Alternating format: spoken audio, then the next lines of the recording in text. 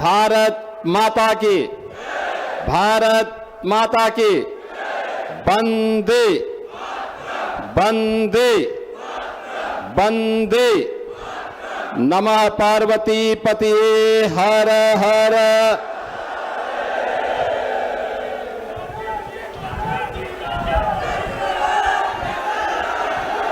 उत्तर प्रदेश सरकार में मंत्रिमंडल के मेरे सहयोगी प्रभारी मंत्री फतेहपुर से अजीत पाल जी, प्रदेश सरकार में मंत्रिमंडल के मेरे सहयोगी और यहां के कागा की लोकप्रिय विधायक श्रीमती कृष्णा पासवान जी, राष्ट्रीय पिछड़ा आयोग की अध्यक्ष पूर्व सांसद साध्वी निरंजन ज्योति जी, भारतीय जनता पार्टी के क्षेत्रीय अध्यक्ष श्री राम किशोर साहू जी, लोकप्रिय विधायक अयासा श्री विकास गुप्ता जी, माननीय विधायक राजेंद्र सिंह पटेल जी, माननीय विधायक जय कुमार सिंह जैकी जी, विधान परिषद सदस्य अविनाश सिंह चौहान जी, जिला पंचायत अध्यक्ष अभय प्रताप सिंह जी, पूर्व मंत्री श्री रणवेंद्र प्रताप सिंह जी, फतेहपुर के पूर्व विधायक श्री विक्रम सिंह जी, भारतीय जनता पार्टी के जिला के अध्यक्ष श्री अन्नू श्रीवास्तव जी, जिला प्रभारी श्रीमती रंजना उपाध्याय जी, पूर्व मंत्री श्री राधेश्याम गुप्ता जी,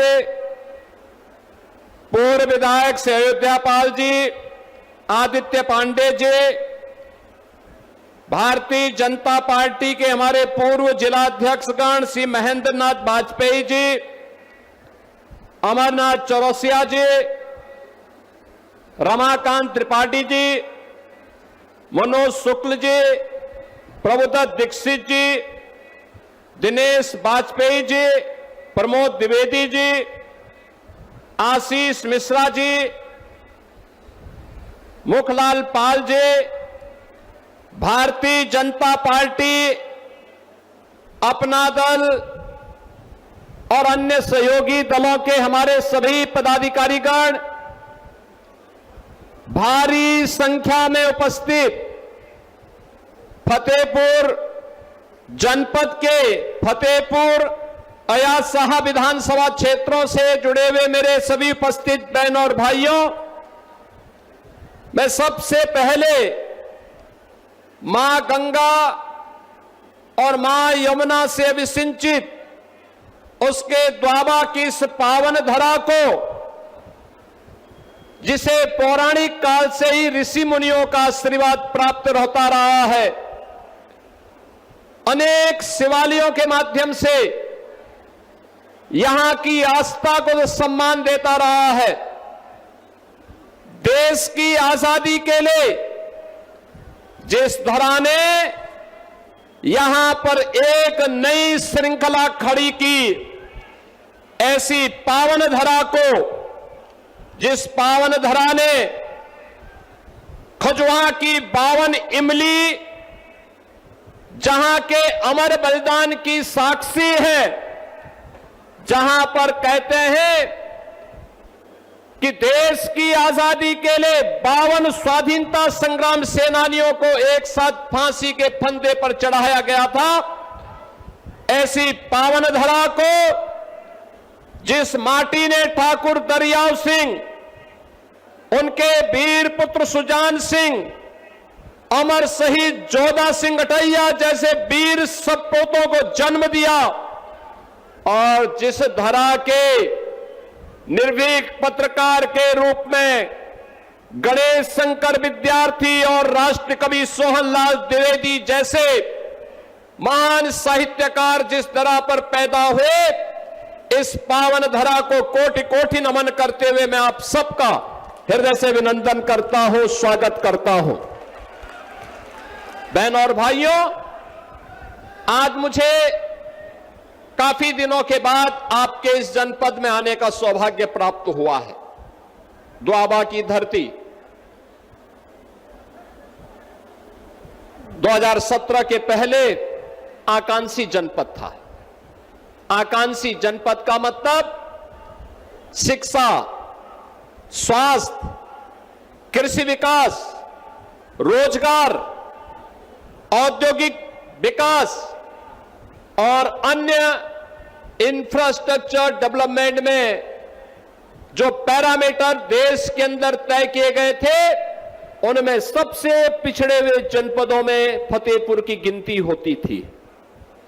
सबसे पिछड़े जनपदों में इस जनपद की गिनती होती थी।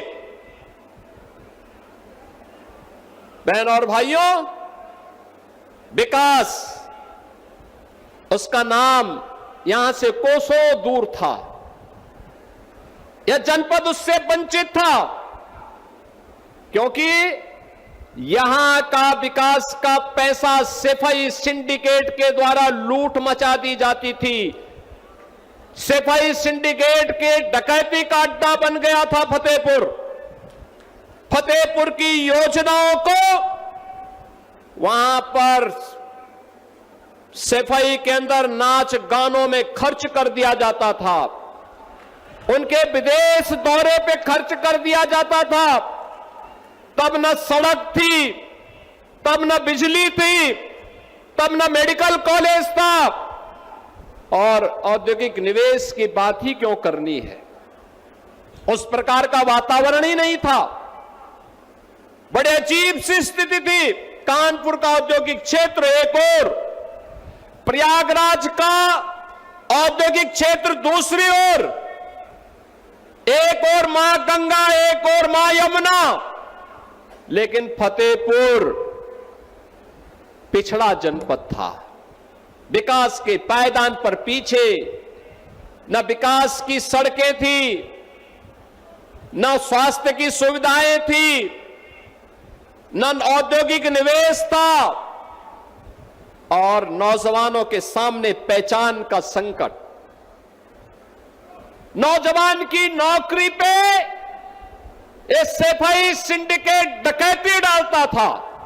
एक नौकरी निकलती थी, उस नौकरी के लिए चाचा भतीजे की जोड़ी वसूली करने के लिए निकल पड़ती थी।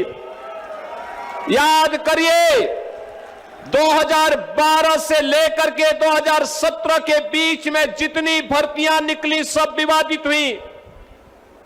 कहीं भी मेरिट का ख्याल नहीं रखा गया, कहीं भी योग्य लोगों को नौकरी नहीं मिली। 2017 के बाद प्रधानमंत्री मोदी जी के नेतृत्व में जो परिवर्तन हुआ, आज वो आप सबके सामने है। अकेले यूपी में हम लोगों ने पिछले 9-9.25 वर्ष में 9 लाख से अधिक यूपी के नौजवानों को सरकारी नौकरी यूपी राज्य सरकार के अधीन उपलब्ध करवाई है। आज जब मैं देखता हूं यूपी के अंदर कोई नौकरी का नियुक्ति पत्र वितरित करता हो, यूपी पुलिस हो, शिक्षकों की भर्ती हो, अधीनस्थ सेवा चयन आयोग के माध्यम से अभियंताओं की भर्ती हो, या Uttar Pradesh public service commission के माध्यम से होने वाली कोई भी भर्ती हो, नियुक्ति पत्र में मुझे अब फतेहपुर के नौजवान भी दिखाई देते हैं। और फतेहपुर के नौजवान भी बड़े गर्व के साथ आकर के सीना तान करके अपनी योग्यता के अनुसार नियुक्ति पत्र प्राप्त करते हैं। तो मुझे अच्छा लगता है कि फतेहपुर का नौजवान भी नियुक्ति पत्र प्राप्त कर रहा है। आज बहनों और भाइयों, अगर विकास की योजना की बात होती तो सड़क हो, पुल हो, फ्लाईओवर हो, ब्रिजेज हो, बिजली हो, निवेश हो, हॉस्पिटल हो, मुख्यमंत्री कंपोजिट विद्यालय हो या मेडिकल कॉलेज के निर्माण का कार्य, अब वह आपके जनपद में होता है। और फतेहपुर में पहले क्रांतिकारी होते थे, फतेहपुर में पहले स्वाधीनता संग्राम होते थे। याद करिए, यही के निर्भीक पत्रकार गणेश शंकर विद्यार्थी के नाम पर कानपुर का मेडिकल कॉलेज बन गया, लेकिन फतेहपुर वंचित था। और फतेहपुर में हम लोगों को यह सौभाग्य जाता है कि हम लोगों ने अमर शहीद जोधा सिंह अटैया ठाकुर दरियाव सिंह के नाम पर आपके फतेहपुर में मेडिकल कॉलेज दिया है। और मेडिकल कॉलेज आज यहां की स्वास्थ्य की सुविधा का एक महत्वपूर्ण केंद्र बिंदु बना हुआ है। अब बेहतरीन कनेक्टिविटी है और अब तो औद्योगिक क्षेत्र भी आपके फतेहपुर के अंदर तैयार हो रहा है। मैं यहां देख रहा था अभी प्रदर्शनी को, कितनी अच्छी प्रदर्शनी थी, कितना पोटेंशियल है। ये पोटेंशियल पहले भी था, एक क्षमता पहले भी थी। यहां पे पीओज काम कर रहे हैं, वन डिस्ट्रिक्ट वन प्रोडक्ट में यहां का कुजीन एक नई पहचान बना रहा है। यहां का नौजवान जहां कहीं भी जाता है अपनी पहचान बनाता है। और जब मैं यहां के अन्नदाता किसानों की जो भी जैविक प्रोडक्ट है, नेचुरल फार्मिंग के कार्यों को देखता हूं, खासतौर पर पूर्व मंत्री उत्तर प्रदेश सरकार में मेरे साथ यहां पर पूर्व मंत्री के रूप में श्री दुन्नी भैया ने जो है उनके खेत की उपज जब प्राप्त होती है, रणवेंद्र सिंह दुन्नी जी के खेत थे, तो मुझे उसकी जानकारी प्राप्त होती रहती है। बहनों और भाइयों, क्या ये 2017 के पहले संभव था? क्या ये 17 के पहले संभव था? नहीं था, क्योंकि तब न युवा सरकार के एजेंडे के हिस्से थे, न अन्नदाता किसान सरकार के एजेंडे का हिस्सा था, न विकास उनके एजेंडे का हिस्सा था। सफाई का विकास हो, बाकी सब भाड़ में जाए, और यही ये लोग करते थे। लेकिन अब मोदी जी के मंत्र के अनुरूप सबका साथ, सबके विकास के भाव के साथ डबल इंजन की सरकार अब विकास के कार्यों को मजबूती के साथ आगे बढ़ाने का काम कर रही है। बहनों और भाइयों, जिन्होंने युवाओं का शोषण किया, छात्रों के सामने अंधकार में जीवन दिया था, पूरी की पूरी पीढ़ी के भरोसे के साथ खिलवाड़ किया था, आज जो समाजवादी पार्टी और कांग्रेस किस प्रकार की घड़ियाली आंसू बहाने का काम कर रही है।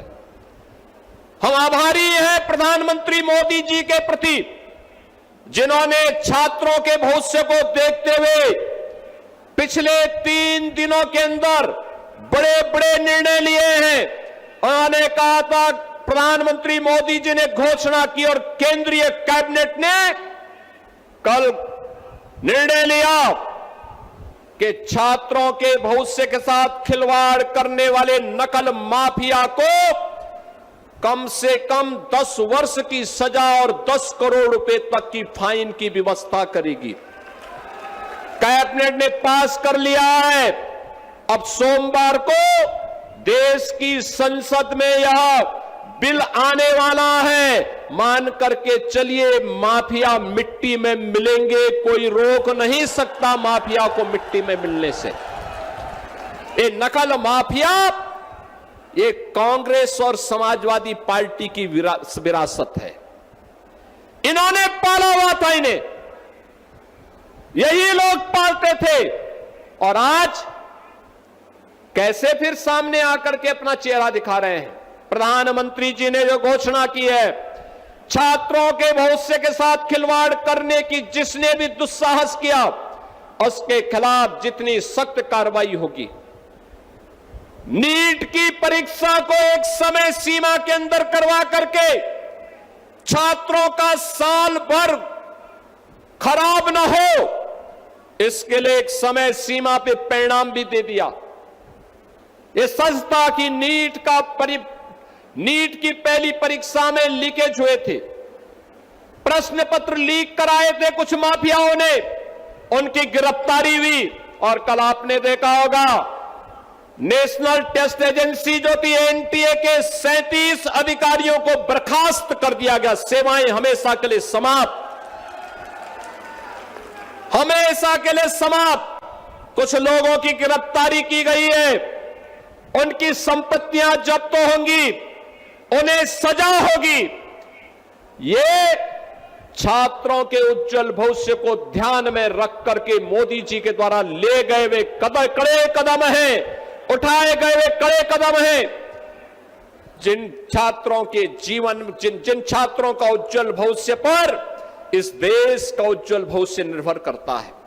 और मैं प्रधानमंत्री मोदी जी के द्वारा उठाए गए इन कड़े कदमों का हृदय से स्वागत करता हूं, उनका अभिनंदन करता हूं और आभार व्यक्त करता हूं कि प्रधानमंत्री जी, आपने छात्रों के लिए, आपने युवाओं के लिए पिछले 12 वर्ष में अनेक कदम उठाए हैं।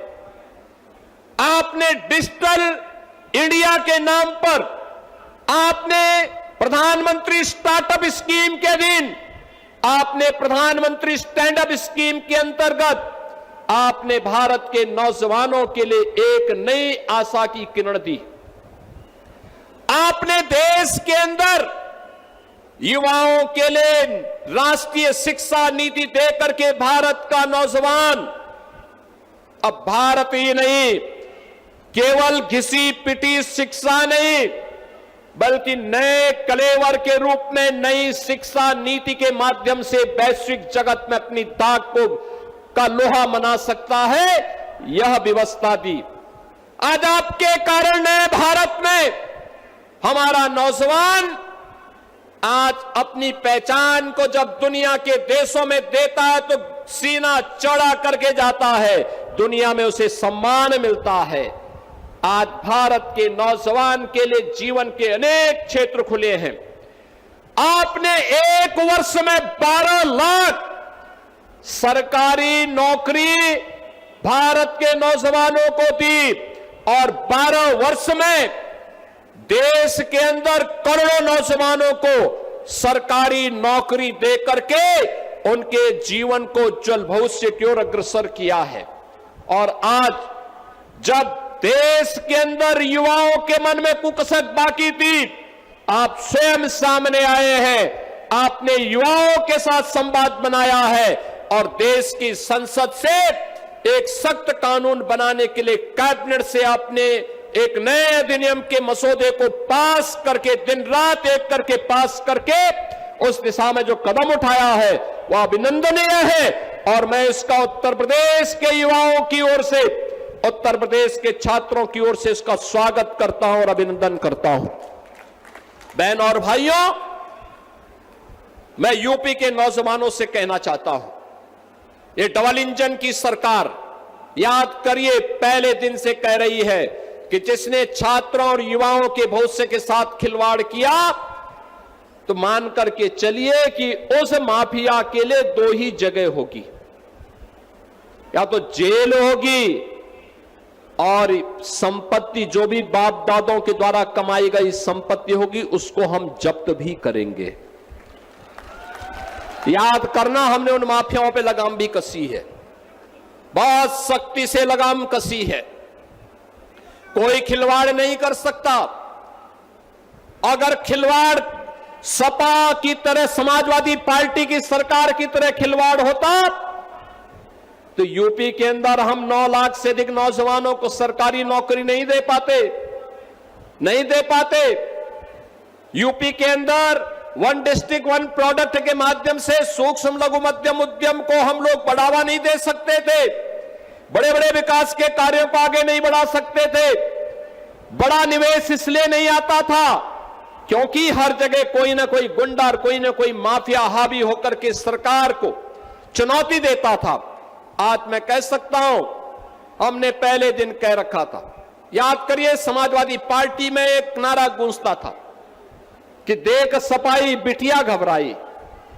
बहन और भाइयों, अब ये नहीं है। अब माफियाओं, पेशेवर माफिया हो या बेटी और व्यापारी की सुरक्षा के लिए खतरा बना हुआ कोई गुंडा हो, इनके लिए दो ही जगह, या जेल है या जहन्नुम है, इसके अलावा तीसरी कोई जगह नहीं है इनके लिए। सरकार ने जो घोषणा की उसको प्रभावी ढंग से लागू कर रही है, और बहनों और भाइयों, उसी को लागू करने के लिए आज मैं फतेहपुर में आपके बीच आया हूं। अब याद करिए, आज बिना भेदभाव की योजना का लाभ गरीब को मिल रहा है, विकास गांव तक पहुंच रहा है, अन्नदाता किसान खुशहाल हो रहा है, नौजवान को सरकारी नौकरी और नौजवान को उसकी रुचि के अनुरूप शिक्षा की व्यवस्था। आखिर फतेहपुर मेडिकल कॉलेज में आज यही के नौजवान तो भर्ती होकर के डॉक्टर बन रहे हैं। याद करिए 2027 में जब यहां का बैच निकलेगा, वह भी कहेगा कहां से आपने लिया है, कहेगा फतेहपुर मेडिकल कॉलेज से मैंने अपनी डिग्री ली है, नाम फतेहपुर का आएगा।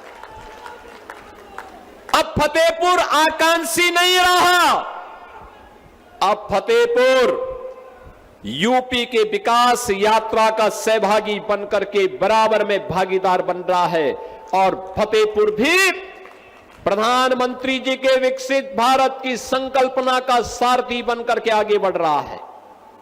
बहनों और भाइयों, उसी प्रक्रिया के साथ जोड़ने के लिए आज मैं यहां पर 2 विधानसभाओं के विकास की परियोजनाओं के साथ आपके बीच में आया हूं। ये विकास की परियोजनाएं जिन 2 विधानसभा क्षेत्रों से जुड़ी हुई है, फतेहपुर की और यासा की। अयासा में हमारे विधायक श्री विकास गुप्ता है।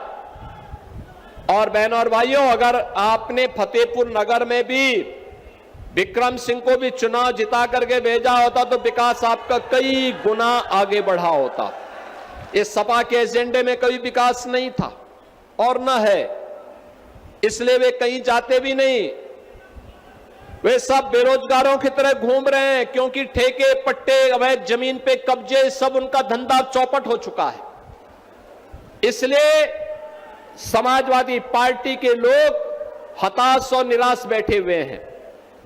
उनके लिए कोई जगह नहीं है, क्योंकि पहले तो ये किसी भी खाली जमीन को देखते थे, प्लॉट देखते थे, उसमें कोई भी सपाई कब्जा कर लेता था। आप सोचो कितना दुस्साहस। भारतीय जनता पार्टी ने 1990 में लखनऊ में एक कार्यालय के लिए जमीन ली, और वहां पे कार्यालय बनाने के लिए भाजपा के कार्यकर्ताओं ने चंदा इकट्ठा करके कार्यालय बनाने की कार्रवाई को जब आगे बढ़ाया, नक्शा पास कराने के लिए गए। आप आश्चर्य करेंगे कि उस जमीन पर भी समाजवादी पार्टी के एक पूर्व विधायक ने कब्जा किया हुआ था। तो कल हमने बुलडोजर भेज करके उस कब्जे को वहां से हटवाया है। यही इनका धंधा था। जो खाली प्लॉट है उस पर ये जबरन कब्जा कर लेते थे। किसी गरीब का, किसी व्यापारी का, किसी किसान का खेत बोता कोई और था, काटने के लिए चले जाते थे। अब करेंगे तो इनको मालूम है कि इसका खामियाजा क्या भुगतना पड़ेगा। और इसलिए बहनों और भाइयों, समाजवादी पार्टी की विकास में कोई रुचि नहीं है, नौजवान के रोजगार में कोई रुचि नहीं है, गरीब कल्याण में कोई रुचि नहीं है। याद करिए ना, आज गरीब को फ्री में राशन की सुविधा का लाभ, गरीब को फ्री में आवास की सुविधा का लाभ, गरीब को फ्री में 5 लाख रुपए की आयुष्मान भारत की सुविधा, गरीब के घर में रसोई गैस का चूल्हा, हर गरीब के लिए सुविधा है। तो किसान के लिए भी मुख्यमंत्री कृषक दुर्घटना बीमा योजना है, और किसान ही नहीं बल्कि सह किसान के लिए भी है और उसके परिवार के लिए भी सुविधा है। अगर दुर्भाग्य से किसी आपदा की चपेट में आ गया तो किसान के परिवार को बिना किसी सिफारिश के 5 लाख रुपए की सहायता मुख्यमंत्री कृषक दुर्घटना बीमा योजना के अंतर्गत प्राप्त हो जाता है। यह हमारी प्रतिबद्धता है। निजी नलकूप को हमने फ्री करवाया, अन्नदाता किसान को फ्री में हम इसकी सुविधा का लाभ देंगे। और बहनों और भाइयों, फ्री में जल की उपलब्धता, उनके बिजली बिल 3000 करोड़ रुपए का सालाना आता था। हमने कहा किसान नहीं देगा, ये हम लोग देंगे। आज हम उनके किसानों की निजी ट्यूबवेल के भी बिजली बिल का भुगतान उत्तर प्रदेश सरकार कर रही है। बहनों और भाइयों, अच्छी सरकार आती है तो बिना भेदभाव की योजनाओं का लाभ आपको उपलब्ध करवाती है, और अच्छी सरकार आती है बिना भेदभाव के विकास की योजनाओं को आगे बढ़ाती है। जो बात यहां पे विकास गुप्ता जी कह रहे थे, जो बात यहां पे कृष्णा पासवान जी कह रही थी, जो बात यहां पे साध्वी निरंजन ज्योति जी कह रही थी, और जो कार्य यहां पे हमारे विधायकगण श्री राजेंद्र पटेल जी, श्री जैकी जी, इनके द्वारा कराया जा रहा है, ये इसलिए क्योंकि इनके द्वारा पैरवी होती है। ये लोग जब फतेहपुर में रहते हैं तो अपने क्षेत्र में जनता के विकास के कार्यों के लिए लगातार प्रयास करते हैं, विकास की योजनाओं को, गरीब कल्याणकारी योजनाओं को उन तक पहुंचाने का काम करते हैं। लेकिन जब यहां से लखनऊ आते हैं तो लखनऊ में लगातार अपने क्षेत्र की पैरवी करते हैं, फतेहपुर के विकास के कार्यों को आगे बढ़ाने का काम करते हैं। ये प्रयास का परिणाम है। और अभी तो ये दो विधानसभाओं के लिए हम लोग यहां पर आज आए हैं। आज में इनमें जो कार्य यहां के लिए आज किए जा रहे हैं, फतेहपुर बहुआ हिनौता मार्ग के सुदृढ़ीकरण का, बहराइच बांदा मार्ग के सुदृढ़ीकरण का, असोदर जरौली रामनगर कोहन मार्ग के चौड़ीकरण और सुदृढ़ीकरण का, पुलिस लाइन में बहुमंजिला जो पुलिस बैरक के निर्माण का, पीएसी बहानी में बैरक के निर्माण का, और राजकीय आईटीआई फतेहपुर के उन्नयन कार्य का, 50 बेड के आयुष हॉस्पिटल ग्राम मवेली बुजुर्ग फतेहपुर का लोकार्पण का, आईटीआई सिविल लाइन फतेहपुर का, प्रोजेक्ट अलंकार के अंतर्गत राजकीय बालिका इंटर कॉलेज फतेहपुर के उन्नयन का, और 160 करोड़ रुपए से अधिक की पेयजल पुनर्गठन योजना के लोकार्पण का कार्यक्रम आज यहां पे संपन्न हुआ है। बहनों और भाइयों, इसके साथ ही शिलान्यास जो हो रहा है, मनावा सरकंठी मार्ग के चौड़ीकरण, शंकरपुरवा सतखरा गडरियन डेरा बंदवा मार्ग के चौड़ीकरण सुदृढ़ीकरण का, आपके यहां पर मेडिकल कॉलेज तो दिया ही गया है, अब यहां पे नर्सिंग कॉलेज के और उसके हॉस्टल के निर्माण के शिलान्यास का भी काम हो रहा है। नर्सिंग कॉलेज का मतलब जो बेटी बीएससी नर्सिंग कर लेगी, ये मान के चलिए 100% उसकी जॉब लगनी है। अब बात फतेहपुर की बेटी फतेहपुर में या प्रदेश में रोजगार और नौकरी यही प्राप्त कर लेगी। और राजकीय पॉलिटेक्निक फतेहपुर में सेंटर ऑफ एक्सीलेंस का, यानी artificial intelligence, drone technology, robotics, 3D printing, ये सभी यहां के पॉलिटेक्निक में ही अब उसका ट्रेनिंग करवाई जाएगी। ट्रांजिट हॉस्टल पुलिस लाइन में और साइबर थाने के प्रशासनिक भवन के शिलान्यास के साथ ही हम बहुआ फतेहपुर में ग्रामीण स्टेडियम के भी निर्माण के कार्यक्रम को आगे बढ़ा रहे हैं। बहनों और भाइयों, ये विकास की परियोजनाएं जो सैकड़ों करोड़ की आज यहां पर दी जा रही हैं, ये यहां के लोगों का तो हित होगा ही। विकसित फतेहपुर के माध्यम से विकसित उत्तर प्रदेश, और विकसित उत्तर प्रदेश के माध्यम से विकसित भारत की संकल्पना को पूरा करने का एक माध्यम है। और यहीं पे साध्वी निरंजन ज्योति जी कह रही थी, ये सारा क्षेत्र एयरपोर्ट का है। कुछ पिछली सरकारों में कब्जा हो गया था, कुछ कब्जा मुक्त हुआ है।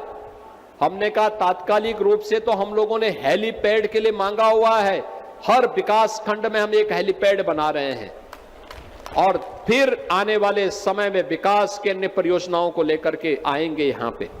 आज यहां पे जिन 2 विधानसभाओं के लिए योजनाएं दी जा रही है, वहां की जनता जनार्दन को मैं हृदय से बधाई देता हूं।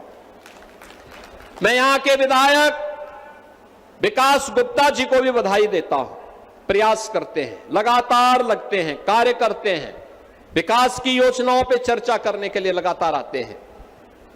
और ये हमारे विधायक जो मंच पर बैठे हैं, सभी लोगों के द्वारा जो प्रयास किया गया है, उन सभी प्रयासों को आगे बढ़ाने के लिए आप सबको अपनी प्रतिबद्धता दोहराते हुए मैं एक बार फिर से फतेहपुर वासियों को हृदय से इन विकास योजनाओं की बधाई देता हूं। पूरे फतेहपुर का विकास हमारी प्राथमिकता है। अब मैं मानता हूं कि जब भी नीति आयोग के सर्वे होंगे तब फतेहपुर आकांक्षी जनपद नहीं बल्कि विकसित जनपदों में अपना नाम लिखा चुका होगा। इस विश्वास के साथ मैं एक बार फिर से फतेहपुर जनपद को, पूरे जनपद वासियों को हृदय से बधाई देते हुए अपनी मंगलमय शुभकामनाएं आप सबके प्रति व्यक्त करते हुए वाणी को देता हूं विराम। जय जय श्री राम। राजनीति हो या क्रिकेट, देश विदेश की ब्रेकिंग हो या आपके मोहल्ले की बड़ी खबर, सब मिलेगा एक ही ऐप में, सबसे तेज और भरोसेमंद। अभी डाउनलोड करें दैनिक भास्कर डिजिटल।